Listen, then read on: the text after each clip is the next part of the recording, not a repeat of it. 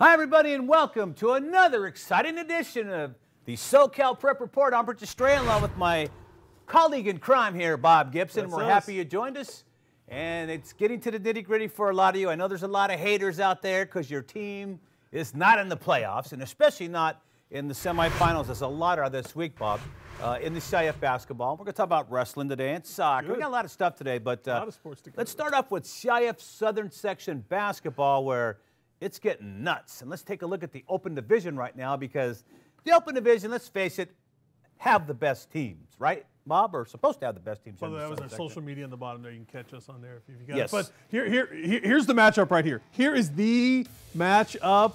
Sierra Canyon, the number 5 seed. Bishop Montgomery, of course, the number 1 seed. Undefeated this season. I'm leaning towards Sierra Canyon. It's in my bones. I just feel it. I know everything says no. Everything says Bishop Montgomery. They haven't lost a game. They're the defending champions. They're finally healthy 100%. They've been just rolling along this season.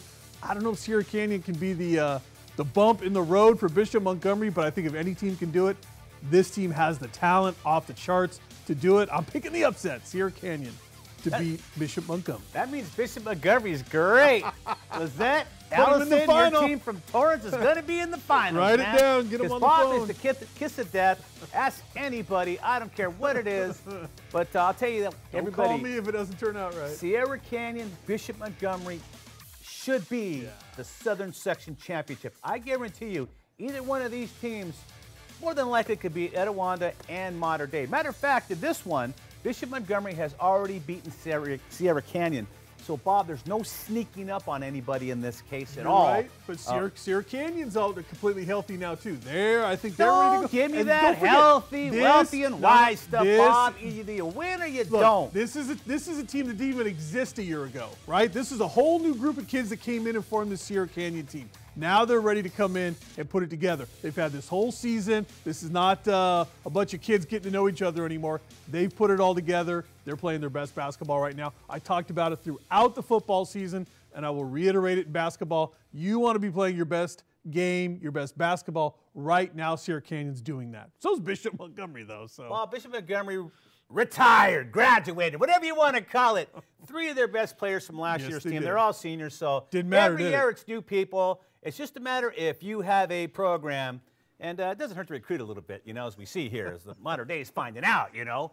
But, again, this is the best game, I believe. I believe this should be the CIF Section Championship game, but it's not. Let's take a look at the other bracket, and we'll see the other 2 semifinalists. Bob, Modern Day, Etiwanda. Modern Day and Etiwanda on the other side. Etiwanda all season long has been the consensus second best team in the Southern Section. Everybody said it's Bishop Montgomery and Etiwanda, and then it was everybody else fighting for the scraps. Well, we started to kind of see who the better teams were. They were moving their way up. Modern Day was in flux early. They're starting to come on now at the end of the season. Of course, we know Sierra Canyon was really putting it together. A couple other teams, Santa Margarita gave Etiwanda a run in the quarterfinals. Didn't quite get there, but this could be a sneaky good matchup right here. I give Modern Day a pretty good chance to pull off the upset, a mild upset at that, in this one. Modern Day's probably played a little bit tougher competition Probably have. overall. Yes, because the Trinity. However, can't take it from Etiwanda. They lost one game all year. Was Rancho Christian They got got blown out by Rancho Christian early in the season. And we don't even know what happened in that game. If everybody was there, what was 25 going on at yeah, the it's time. I weird. mean, you It's know, a it's lot an of weird outlier. stuff going on. Absolutely. Anyways, in other games, real quick, I want to mention in the Division I game, Long Beach Poly's back. They're in the semifinals. Oh, yeah. I believe they get Chino Hills this week. And the only reason we're pointing this game out is because Chino Hills is back on top again, pretty much, in that division anyway. And they don't have a ball attached to them. None of the Ball brothers. Leangelo, I feel bad for the young man because I still think, you know, he got ripped off by being taken out of school. He would have been fine there. And they might have even been favorites in the Open Division had he be allowed to stay at Chino Hills. It's a shame what's happened to LeAngelo Ball's Oh, man, career it is. right now. Now, we don't know how Absolutely. it's going to play out, but you know, it's a shame he didn't get to finish things out at Chino Hills. You know, the old man pulled him out of there, and we know what's going on now. But I think if you look back at the Nike Extravaganza, Yes. you know, just about a month ago, Yep. you maybe get a hint of, you know, Long Beach Poly played a very tough Sierra Canyon team, and he kind of got all that size in Sierra Canyon. Poly couldn't hang with it. But, Paulie hung for a little while in that game, and we're hitting some outside shots. So, Paulie's always going to be, a top team out there. So, I like what they did. Chino Hills lost to Mater Dei in the Nike Extravaganza. So, that's how we kind of knew Mater Dei was starting to come up a little bit too. But I'll tell you, this Chino Hills team still got a lot of talent on there. Yeah, LeAngelo, of course, would make this whole thing go, and that's why they'd be up there with the Bishop Montgomerys right now if that team was still together. But there's still some talent on that Chino Hills squad. We'll see. They might win the Division 1A. We'll see what happens. Okay, here's the consolation bracket in the Open Division. You're going to see Crespi taking on Santa Margarita, and I'm picking Santa Margarita, even though Crespi is favored. I believe Mo said he wanted to throw a monkey wrench into all this, our basketball correspondent, saying Crespi would win it all. Well, we see they're not. It's going to be one of the other four. You know what I mean? I agree with you. I think Santa Margarita wins this game, though, over Crespi. Yeah, you're right. Mo Orr, our correspondent, was talking about Crespi was on a roll. Didn't quite turn out that way. Didn't quite manifest that way. Anyway, also girls basketball's tonight. So as of the time we're doing this show, we don't have any scores because it's a little too early still to get any, so we'll have to pick up with that next week. There's that other consolation game, by the way. Rancho Christian, St. John Bosco. Let's pull it up real quick. You see it behind us right here? I think that's a good game, but I like Rancho Christian there. I think Rancho Christian's going to be the well, that was the only team that beat Etiwanda. Yeah, yes, they did. And Etiwanda, as you'll see, they're still in the top 10 here in the nation in basketball. All right, let's switch gears, so to speak, Bob. That old cliche that's boring. All right, so let's switch sports now. Let's talk about wrestling. The dual meet championships were a couple weeks back. We've only talked a lot about them because we had all this other stuff going on, but the Masters meet. Now, that's the winners of the Masters, the top 9 in Southern California, go compete March 2nd and 3rd, I believe, in the state championships, and that's really where you want to be at this point in the season as a high school wrestler. Of course, you want your team to win the dual meets, but it's all about you right now. Let's take a look at the dual meet champs, and then Central Division, it was Northview. Northview has a big tradition in wrestling, and they won. It was 31-30 where they finished, in the finals. St. John Bosco winning the Coastal, Temecula Valley, Lyndon Campbell and Company doing a great job. Man, that gym out there, it was like 20,000 people, Bob. It's as big as Mater Dei or bigger. Wrestling's huge. Massive. The crowds they draw for wrestling is just, it's insane. Well, Temecula Valley has the battle for the belt, and there, man, that's like it takes a month to get that thing planned, and I'm surprised they pull it off because they literally move in a small army in a city for 2 days, man. I mean, so many motorhomes and stuff out there. In the northern, it was Bishop Amant. Southern was Valencia, not a Placentia, Valencia of Ventura. Won the Southern Dual Meet champions, and Western or Royal of Almaty were the Western Division champions. And that's the Dual Meet. And like I said, this weekend, the Masters meets. And the Masters, however you do with the Masters, that's going to determine how well your team does at state. And I'll tell you right now, Bosco sending a ton of dudes. Northview sending a ton of dudes. Right. Downey had like 7 wrestlers. Santa Fe, 5 guys that have a chance to be a CIF champion and build up points for their team. So there's quite a few schools this year. Some of the traditional ones, like Calvary Chapel, they didn't send as many guys as normal. I was just going to say, it's all the usual suspects. Yep. Calvary Chapel, I guess, down. Taking a break, bro. Hey, every great program is going to have those couple of years where they're just, you're right, taking a break. And it's going to be interesting this year, as always, to see if a Southern Section team can finally break that stranglehold that the Central Section pretty much has on this state meet with Clovis, Buchanan. I mean, there's just so many good schools up there, Bob, that, Clovis has probably won about 15 of these state championships, and Buchanan gets the other ones. And, I mean, it's going to be hard to get this, but Bosco has a good shot this year at winning a state championship. We'll see. It'll be the first one for them. And it's a battle. And at the end of the battle, you get to go to Bakersfield, right? And that's the whole idea, is to get up there and then put it all on the line. Listen, that's what these guys do every week. We've talked about this before. Rabobank Arena is where the wrestling, the state meet is. And that thing sold out 3 times. They have the Saturday prelims, then they have the Sunday.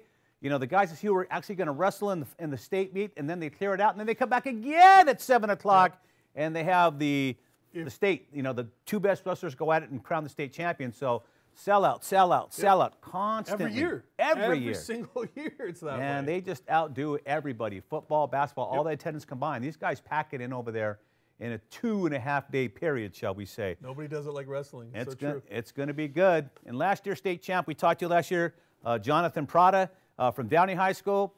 He's favored to win Masters this year, and he'll probably make it back to state again. He was the state champion we talked to you last year. By the way, it was Downey's first state champ. We've seen so many like legendary kids come up, start young, and be that 2-3 year in a row, kind of championship. We've seen that lately a lot. All right, now we're going to go to the city section. We have Randy Rosenblum going to update you on everything city section. We are into the Open Division semifinals in both the girls and boys basketball on the LA City section. And we had some very entertaining quarterfinal matchups in the boys. Let's start with top-ranked Westchester getting by Birmingham 59-47. Birmingham was the defending champs.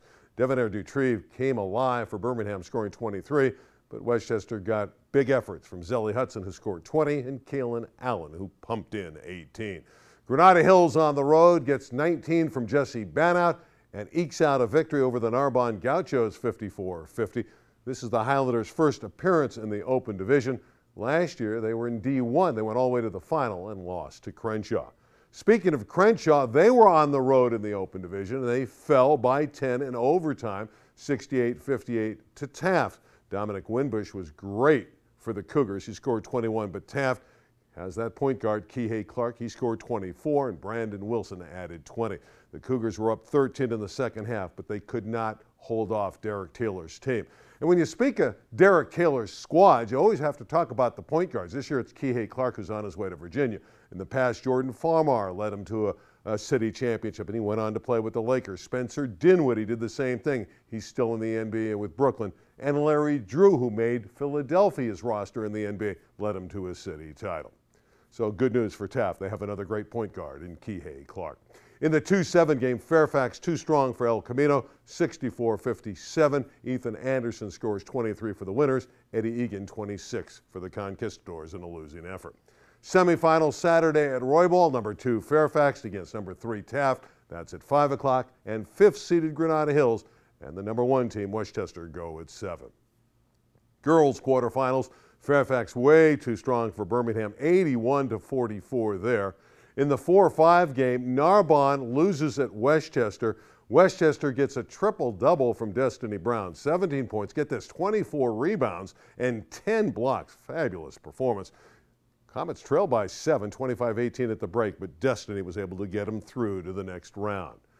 Eagle Rock loses to El Camino Real on the road. Not a shock there, by 10. ECR wins it 53-43. And in the 2-7 game, Granada Hills a big winner, a 20-point win over Venice, 73-53. Semifinal Saturday at Roybal, a little bit earlier than the boys. The 2-3 game, Granada Hills and El Camino will go at 1, and Westchester and Fairfax will collide at 3 o'clock. Let's talk some high school football. The rich seem to always get richer, right? 5 football transfers so far for Narbonne, and we still got a ways to go, right? Well, quarterback Breon Penny from Norwalk goes to the 4-time city champions. Running back Jaquan Collins from Dorsey will join him, and 3 players from Grace Brethren in Simi Valley. Sophomore defensive end Jordan Banks, sophomore running back Savine McGee, and sophomore defensive back Brandon Jones. Sad news for Larry Drew, the great basketball player for Fairfax in yesteryear. Now Lindsey gets injured. Larry's his brother, and Larry loves his brother, but it was Lindsey that got hurt performing for Nevada. He's out with a torn Achilles. He's been having a great year, and he's going to go on to his senior year next year after rehab. We wish him the best of luck. He has had a magnificent year for the Wolfpack. And an early season baseball game to talk about, and we're just getting started in prep baseball. The Kennedy Golden Cougars get by the Poly Parrots of Sun Valley 4-0. Vincent Esparza has a great pitching performance for Kennedy, and they're renowned for good pitchers. Throws 5 shutout innings as they blank the Parrots. Rich and Bob, take it away. Thank you, Randy, for that update on the city section activity, man. There's a lot going on, man. There's a lot going on everywhere, though, Bob. Big time soccer, big time hoops. Yeah, we're going to talk some soccer in a minute, but on the basketball in the city section, always among the top stuff going on. You know that. All right, let's go to the national picture now, as we do every week, because the national championship goes through Southern California. As always. At the top, Bishop Montgomery, still undefeated, still number 1. Mount Verde Academy is done with their season. They played a 31-game schedule, and I don't know why they don't have a playoff with these guys. I don't know why these guys weren't in some kind of playoff, but they very strange. They boned up really early on a bunch of tournaments, and there's only so many games you could play in a season. All right, University is number 3 from Florida, and the University only one loss all year, and it was to Mount Verde Academy, number 2. So, you know, that's not too hey, bad. no, you can't complain about that. Paul VI from Virginia in the 4th spot, followed by Shadow Mountain of Arizona. Now, Shadow Mountain's undefeated. Part of the problem is, you know, you don't play out of the state. It's hard to judge just how good you are. But if you're undefeated and you just destroy everybody, you're all right with me. All right, McEachern from Georgia, the number 1 team in Georgia, is in the number 7th plot, followed by Simeon from Illinois, from Chicago, Illinois. And Simeon plays everybody. They played everybody in this top 10. See, I like that. And somehow they survived, kind of. They have a losing record against it, but you know what? The fact that you played and didn't get blown out is good enough for us here on the SoCal Prep Report. I'd rather see you take a couple of losses and play all the competition than bone up on the Sisters of the Mercy or whatever and go undefeated. What does that mean, right? Their 4 losses were to very, very good teams. Tip your hat to them. Entry the top 10, Memphis East. Memphis East is traditionally a great ball club, and this year's no different. They play nothing but national competition, and they're doing pretty good. They've lost 3 games this season. And of course, Warren Central from Indiana is also involved here in this week's top 10. Warren Central's the number 1 team in Indiana. The Hoosiers, Bob. You got all that stuff going on over there. Did they beat our boys? They finished the game with 2 players. I don't think they could. Nobody can beat those 2 kids, 2-on-5, man. Are you kidding me? Anyways, Warren Central from Indiana, again, the problem I have is when you don't play out of your state, it's hard to judge how good you are. But, you know, in Indiana, it's very competitive, Bob. Everybody, you know, everybody's trying to steal everybody's recruits. Right. We know it's Indiana, so we know it's basketball. It's crazy, Central there. But you got to love it, though. You got to get out. In this day and age, you've got to get out. You've got to play a national schedule if you want to get up on these kind of lists here. Now, real quick about Bishop Montgomery, they got to finish out this. They got to finish out about 3 or 4 more games because not only do they have to win this week against Sierra Canyon, which again is a top national team, then they have to win the CIF championship the following week, whether it be Mater Dei or Etiwanda, and then you got to go to state, and you're playing top level competition. A lot of these guys are finished already. Look, if we went to 15 on this list, Sierra Canyon would be in there. Yeah. So Bishop Montgomery, if they're going to ride this thing out, they're going to be the top 15 team this week. Then they're still going to beat, we assume Etiwanda is going to beat Mater Dei. If we assume that, that's still a top 10. So it's 2 top 15 teams right there that you're going to have to beat to get there. You're going to have earned your way to that number 1 spot. They've already earned it, but I mean, they've really solidified it with those 2 wins if they can complete it. Yep. So the national picture once again goes to Southern California, just like football did this year, basketball did last year, basketball did again this year, football again next year. Heck yeah, man, we dominate out here, man. Are you kidding me? Come on now. Heck yeah. All right, let's get caught up on our soccer stuff. Let's go out to our boy Carlos Peña from the high desert. He's a soccer man. Let's do it. He's got his jacket on. Hello, folks, and welcome to this week's SoCal Prep Report. I'm Carlos Peña, and tonight it's CIF Soccer Playoffs. Lots of second-round action going on. Let's get right to it. Let's move into Girls Division, which is already at the quarterfinals. Girls Soccer Division 1. Top team, Upland, as expected, won big over Huntington Beach. Los Alamitos took it to the final PKs, coming up short and giving the win to Rancho Cucamonga, who meets with La Mirada. Biggest match of this bracket was J Sierra and Chino Hills, as J Sierra will now meet Santiago. Moving on to Division 2, El Dorado wins big, 5-0 over Quartz Hill. They move on to face Temecula Valley. Now, Temecula Valley has very strong clubs in their area. We'll give them a run for their money. Don't rule out San Luis Obispo. Look for them to advance as well. Moving on to Division 3 as top dog Serrano fell to Peninsula. Oak Hills moves on. Now, they're dangerous. They have the experience, the momentum, the confidence, and are hungry now that Serrano's out of the picture. They now meet their biggest test, Centennial. Division 4, Paloma Valley continues with their march of destruction. They take on Palm Desert. Keep an eye on Ventura and La Quinta. Predictions are they will be very involved with the Final 4. On down to Division 5, and Patriot moves along quietly. Great matches in this division all around. My pick, Westminster taking on Western Christian. Division 6, Santa Rosa Academy and Riverside Prep. This match has me excited. Both teams very identical. Riverside, very physical. It's hard to predict this one. Gotta love it. Coachella Valley moving along as expected. And the other team to watch, Academy for Academic Excellence, AAE. They have peaked at the right time and are feeling good about their play. And finally, Division 7, Saddleback Valley Christian, the big dog in this division, needs to be careful of Santa Clarita Christian. Now, Santa Clarita has put up 11 points in her last 2 games. 6-0 and 5-0. They're ready to move on. Watch out for Fillmore to move on as well. Now let's take a look at boys soccer. Loyola with a bye in the first round gears up to face Santa Ana.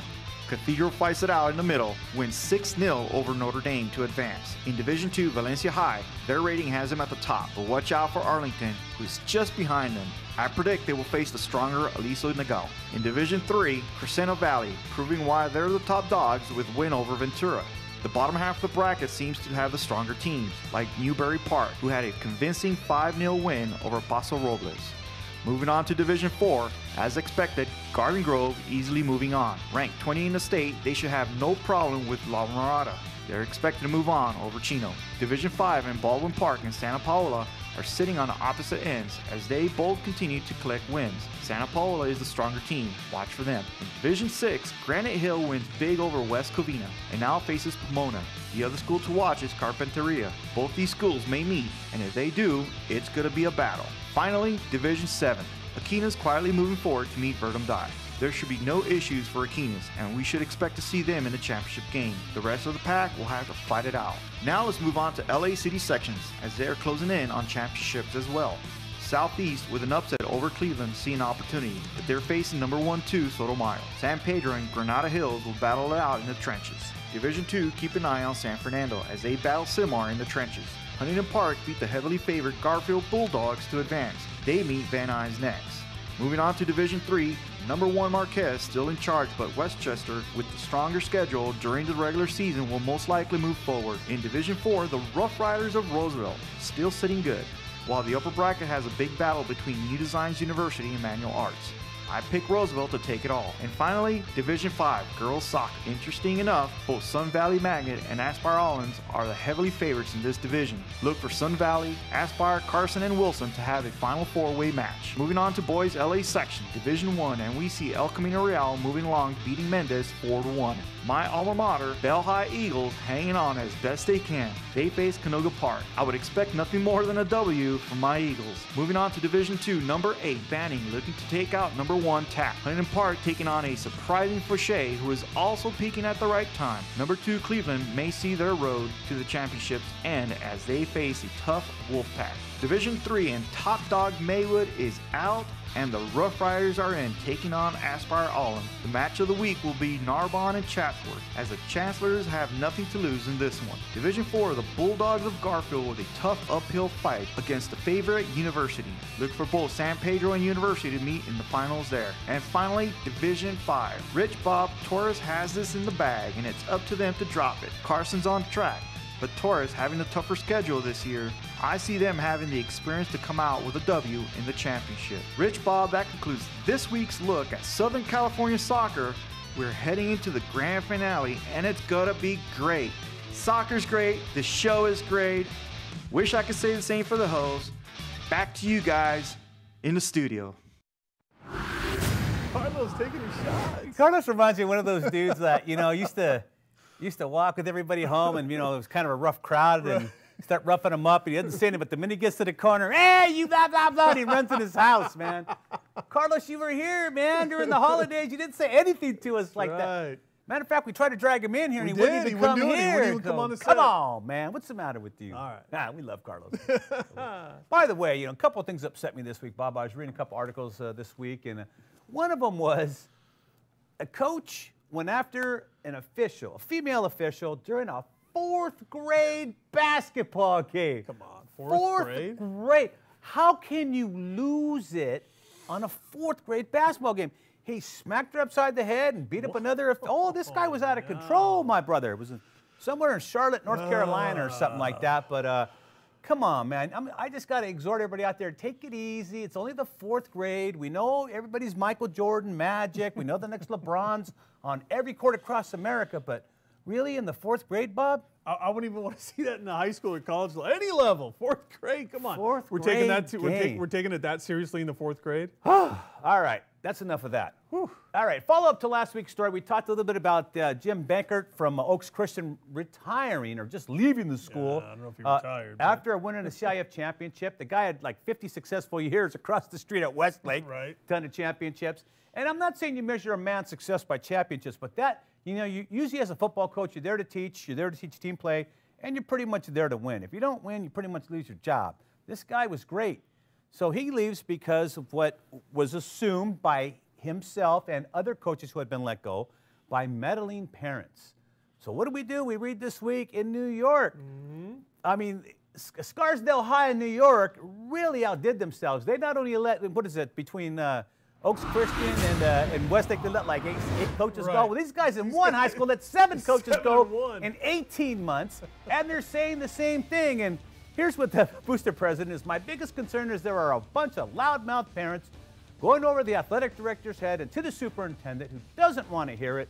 It's easier to cut people loose than deal with the problem. So there's their former booster. And it was in USA Today if you want to follow up on that. But I got to tell you, Bob, it seems to be rampant. You know, it seems to be rampant where the front office wants to control the playing field now. If you have a winning formula, they want to have their name attached to it. Because I called the play, or I said this guy can have this much playing time, or this girl only gets this much playing time, or whatever. But it's gotten to the point of ridicularity. I wouldn't want anything to do with it if I was a coach today. And what good is hiring a head coach now? I mean, if you're just going to cut the legs out from all your head coaches, you're just going to have more coaches going, well, there you go, take the playbook, you do it, right? I mean, right. What do you got? What are you hiring me for? Why am I here? To hear it from? You're always going to have parents who are going to be in your ear. You got it every year, you know, the little league parent, quote unquote, you know, who thinks, right, they got the next Michael Jordan on their hands or the next Derek Jeter or whatever. You're always going to have to deal with that. But you always were able to count on, you know, people have your back, the athletic director, the principal, the school president. Absolutely. Everybody always had the coach's back. Now they don't. They're saying, okay, we'll just, but you're dealing with people's livelihoods here. And that's the deal. These are people's jobs. You're throwing them out in the street, but this is people's livelihood you're messing with. You're messing with because they have to leave and they have to go other places. And the funny thing is, these coaches in Scarsdale, all these guys that got cut, like most of them got better jobs somewhere else because they're good coaches. You got a guy coaching hockey for 30 years, all of a sudden he can't coach? Really? Yeah. I mean, it's just terrible. It's the way things are going. But, you know, I have to ask you, you know, is this part of the LeVar Ball effect? I mean, because that dude came out as a helicopter parent on steroids. Yeah, steroids, my brother. Time. No, and I agree. I think there's a lot to that. People say, hey, LeVar was able to control what his kids. Now, it's a unique thing. He's already got one kid in the NBA. The middle kid, maybe not, but the younger kid, supposedly NBA talent as well. That's different. You got one kid that's maybe on the fence. Come on, but a lot of these parents think, hey, my kid's the next whatever it is, so now I'm going to go force their hand and make sure that he's playing and he's getting all the minutes and he's everywhere. Well, you know, and LeVar Ball may be a bad example, but I don't think so because I think everybody thinks their kid is the next. A lot of people do. And like you said, in his case, he did have one. Alonzo was in the NBA. Legitimately, the first kid is now in the NBA. So, you know. Don't no longer be around there, Well, but I mean, he's in there. But I think a lot of his play has been, lack of play, I should say, in the NBA is because of his dad writing all those checks that his behind has to cash. It's got to weigh on him. His dad's act has got to wear thin on him, and it's got to weigh with the other guys in the locker room. Absolutely. They're probably thinking, come on, dude, really? Get your calling man out a check over here, right? You know calling out Luke Walton. Are you serious, right? man? I mean, serious? How many games have you coached? How many rings do you have, you know? And that's where you have to go with something like Craziness. this. So, again, it's rampant. I'm sure there's plenty of other examples, a lot of other places, but this really hit home, especially after seeing what happened at Oaks and Westlake and all these coaches getting fired by influence outside of their own. And one of them even mentioned, it doesn't matter what it is. It's either playing time, my kid didn't get an award at the end of the season. Right. Yep. I mean, just so many it's just crazy stuff. My kid has to be MVP and blah, blah, blah. And right. Dude, after the season, it's good night, everybody. I hope the steak was good and everybody wins. Everybody's a winner. Everybody gets a trophy. See what it is, right? Holy moly, man. What are we doing here, Paul? I have no idea. Hey, real quick, I want to give a shout out to the Tell AAA Pirates. Haley and the boys ready to have a great season this year. Good luck to the Tell AAA Pirates. You just did not do that. I just did that. All right. Mike Vitag, Esports, Orange County, the League of Titans or champions or whatever. I did not know high schools had esports leagues. They do. What is up? Oh, esports is blowing All right. up. That's what I'm hearing. All right, we got to go. They're going to throw us out of here. On behalf of Bob Gibson, Richard Stray saying so long from your friends here at the SoCal Prep Report. Next week, we'll let you know who's going to play in the CIF Finals and who's going to state. Good night, everybody. Big time.